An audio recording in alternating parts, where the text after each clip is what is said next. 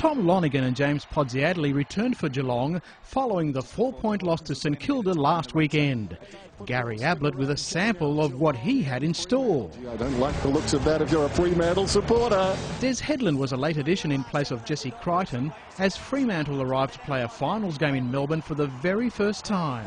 The Dockers' first visit to the MCG this year was boosted by Matthew Pavlich's decision to re-sign for a further 4 seasons.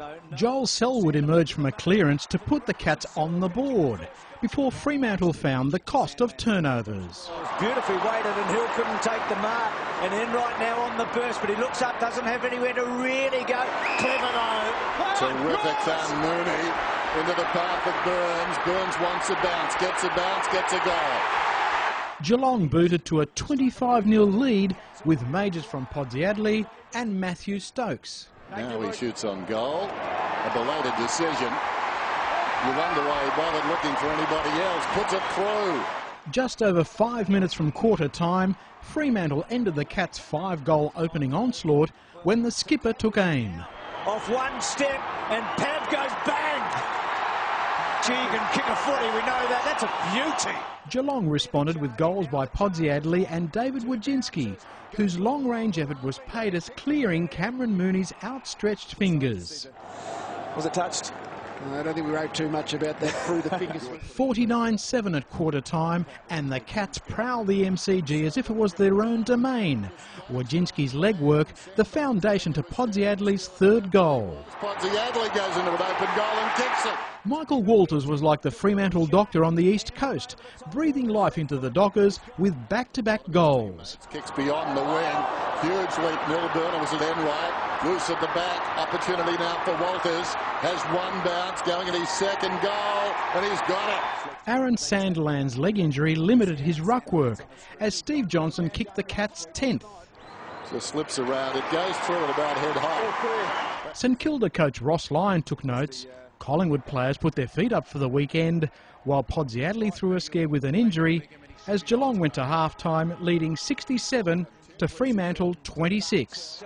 Nathan Fyfe kicked the opening goal of the second half before Geelong shuffled the ball intelligently to restore a 7-goal lead.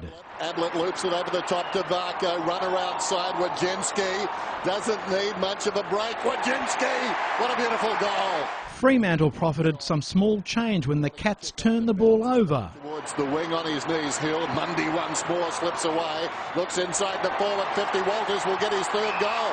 Turns around, runs in, gets it. But the Cats' scoring hiatus lasted just over 10 minutes when the skipper stepped into the fray. Corey to Ling, and then Ling goes bang, and the captain, as he did last week, from about there. Mooney extended Geelong's lead to 49 points at the final change as one sent a message loud and blue. Brad Ottens kicked his 7th goal of the season to put the Cats into triple figures before Johnson landed his 3rd. Stokes now it's with Johnson, and Johnson caresses it goalward. The disposal count was lopsided in Geelong's favour, and Matthew Stokes was off his leash, while Matthew Pavlich stood up for the Dockers. Pavlich. From there, the Cats put on a clinic. Oh, look away, handball, Breen, and then Varco rolls it home. Ablett. What a good hand pass at the feet of Varco. Back to Hawkins. Hawkins to Stokes. If he can get away, he should kick a goal. Does and does. Fremantle season over as Geelong marched into the preliminary finals for the 4th straight year. At full time, Geelong 135, Fremantle 66.